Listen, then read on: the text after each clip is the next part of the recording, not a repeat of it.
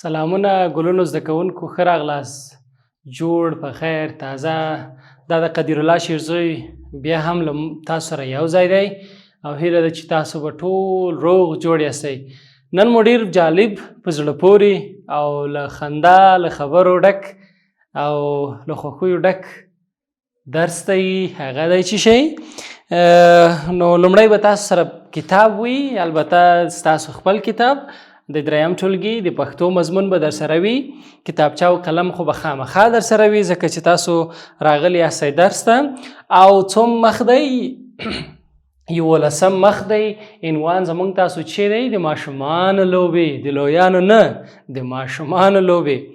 نن به په لوبو خبرې کوو او تاسو خو په دې پوهیږئ چې لوبې څه شی ته وایي، خو مخکې له دې نه چې د لوبو په هکله خبرې اترې شروع کړو نو تیر درس مو د رقو په هکله و. انشاءالله چې رقیب مو لیکلی وي او له نورو سره به مو هم شریکې کړې وي. سمه ده؟ نو راځو په دې خبرې کوو چې لوبې څه ته وایي او د لوبو ګټې به څه وي، تاسو کوم رقم لوبې کوئ، څو ډوله لوبې پیژنئ. البته موږ تاسو د ماشومانو په لوبې خبرې کوو، د لویانو لوبې نه کوو. سمه ده؟ لوبې هر هغه څه چې هغه په فزیکي شکل هم ترسره کیږي. فزیکي په څه معنا؟ معنا دا ده چې یا به منډې وهې، یا به لاسونه خوځوي، یا به پښې خوځوي.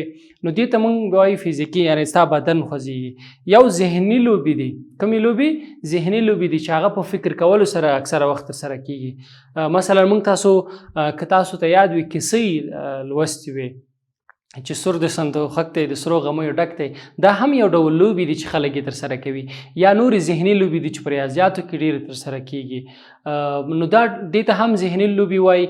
ګټه یې څه ده؟ ګټه به دا وي چې هغه د ذهني پیاوړتیا سبب ګرځي. معنا دا ده که تاسو ذهني لوبې ترسره کوئ، تاسو به ځای پر ځای ناست یاستئ، خو ستاسو ذهن به رشد کوي، ښه کیږي به، ډېر ښه فکر به کوي د شیانو په هکله باندې. نو دې ته ذهني څه وي؟ ذهني لوبې وایي.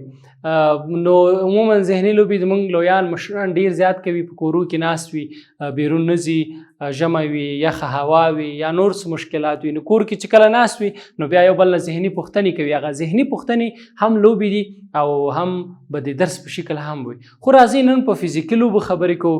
او لوبې څو ډوله دي، بیخي زیات ډولونه لري چې زه یې تاسو ته ټولې نشم ویلی، خو ځینې انځورونه مې راوړي، انځورونه به ګورو، په انځورو به خبرې کوو او بیا به زه له تاسو پوښتنې کوم چې تاسو څه ډول لوبې ترسره کوئ. تاسو لوبې ترسره کوئ؟ ښه. ګلونو زده کوونکو، کله چې زه خپله ماشوم وم نو ما هم لوبې ترسره کولې. ډېرې لوبې وي. یوه لوبه یې که تاسو په انځور کې تاسو ته ښکاري هغه د پټونې لوبه ده، یا موږ به ورته پټپټانۍ هم ویلې. نو دا ډېره بیا جالبه لوبه ده. په دې کې به مو پټپټانۍ به م کول، زموږ ملګري به وو، د کاکا زمن به مو، هغه به د مثلا دغه وګورئ د میز لاندې پټ دی چې پلار او مور یا خور دواړه ورپسې ګرځي او هغه پیدا کوي. ډېره جالبه لوبه ده د پټپټانې یا د پټونې لوبه وایي ورته. موږ به چې کله پټېدو اکثره وخت به مو هغه څوک چې موږ به پیدا کولو د هغه سره به موږ ګوتې پټولې. موږ ورته چې ما به نه پیدا کوي او ما ته به نه راګورې. نو دغسې کارونه هم پکې کېږي ځکه لوبې وي، لوبې به مو کولې، بیا به مو لوبې ګټله. نو ډېره جالبه لوبه ده او په دې کې دا هم نشته چې څوک دې خوښ شي، چاته سره به د جنګ وکړي. نه، هر څوک چې اول پیدا شو، وخته پیدا شو، هغه باید بیا نور پیدا کی. نو 1 2 3 4 پورې به 5 پورې حساب ویل کیږي. لوب مخکې یو بل شی زه تاسو ته وایم، دلته له ما سره په یو انځور کې هم شته دی. تاسو وګورئ زموږ د ملي لوبډلې کپتان دلته شته دی، یا نور په هر دغه انځور کې تاسو څه فکر کوئ؟ په دې انځور کې څه وینئ دلته؟ آفرین. ګورئ دوی لوبه نه کوي خو دوی پچ اچوي. پچه به مو لیدلې وي، زموږ تاسو په ډېرو کتابو کې هم راغلی ده چې پچ اچونه په څه معنا باندې ده. هر د دوو نفرو ترمنځ چې کله موږ تاسو لوبه کوو، یا د دوو ګروپونو ترمنځ، سمه ده، اکثره به شاید 2 نفره کوي او یا به 2 ګروپونه کوي. نو موږ لومړی باید پچه واچو، بیا پچه په 2 قسمه باندې موږ اچوو. سمه ده. یو ته یې وایي شیر او خط.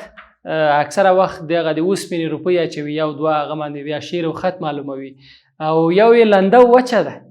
په لنده وچه خو به پوهېږي دا نو بیا ډېر وطني کار دی، ډېر زیات خوند مزه کوي. کله چې په کلي کې لمده وچه دی چې یو کاڼی رخلي، یو خوا یې لمدوي، بله خوا یې وچه پاته کېږي، بیا یې څوک څنګه کوي، په هوا غورځوي او بیا وایي چې زما لنده یا زما وچه. نو دای هم بې له پچ اچونه ده. کله چې تاسو لوبې ترسره کوئ اول باید پچ واچوئ چې څوک باید لومړی نوبت څنګه کړي ترسره کړي، ځکه پچ اچول هغه نه ستا اختیار دی نه هغه داسې څنګه کېږي، توکل په خدای باندې راځي. نو د ټولو لوبو په لومړي سر کې باید پچ اچونه موجوده وي. مثلا که دلته 2 ټیمونه وي نو لومړی باید یو څنګه وکړي پچ واچوي. سمه ده. دای هم دغه انځور چې موږ ورته کوم لوبه وایو پټونې لوبه. راځئ بله لوبه زه تاسو ته وښیم چې هغه کاغذ پران وایي یا ګوډۍ وایي. ګوډۍ یا هم ډېر نومونه نور شته. دا هم ډېره جالبه لوبه ده. له یاده مه باسئ. کله چې زه ماشوم وم ډېر ښه مې زده و چې څنګه اوس مې د یاده وتې دي، خو ډېر زیات کاغذ پران یا دغه ګوډۍ به مې جوړولې او بیا به مې نورو ملګرو ته ورکوله. ډېر زیات اسانه دي.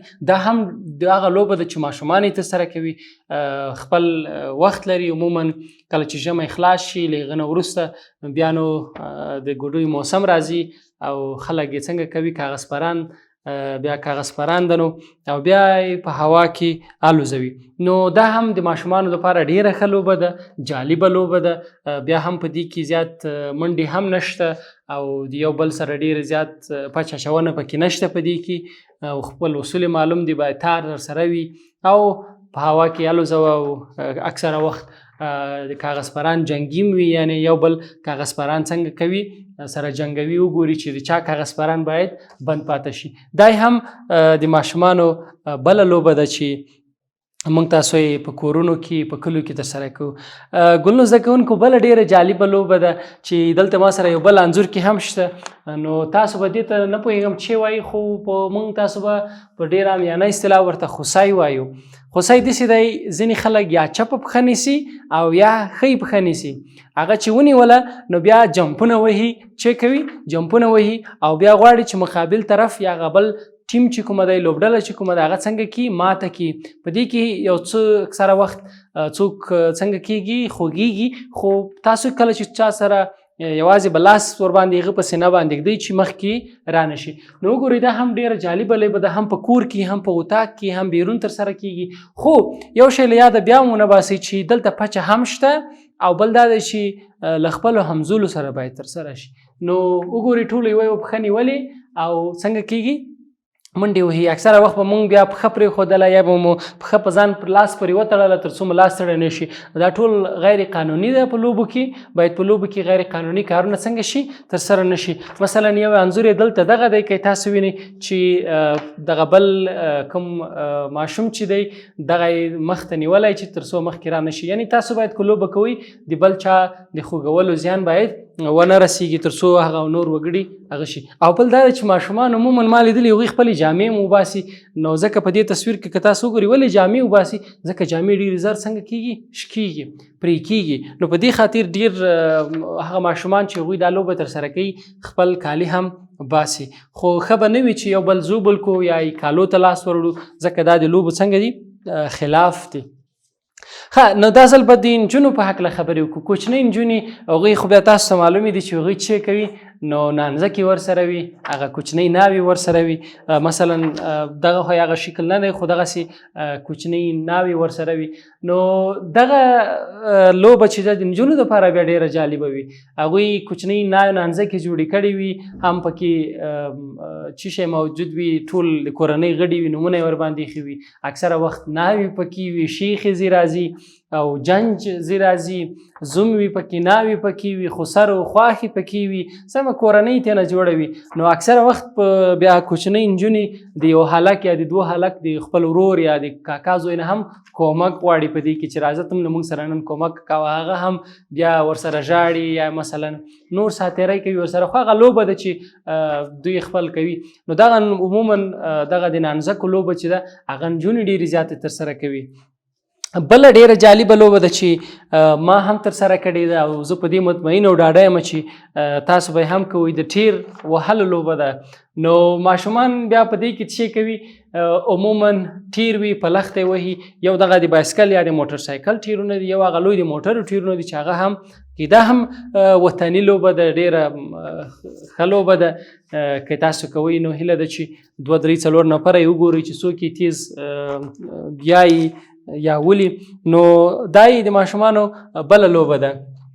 ښه راځو ګورئ ډېرې لوبې دي ښه، خو یوه بله لوبه هم شته چې هغه همغه نانځکو د ماشومانو لوبه ده چې دوی ترسره کوي او خپلې لوبې مخ ته وړي.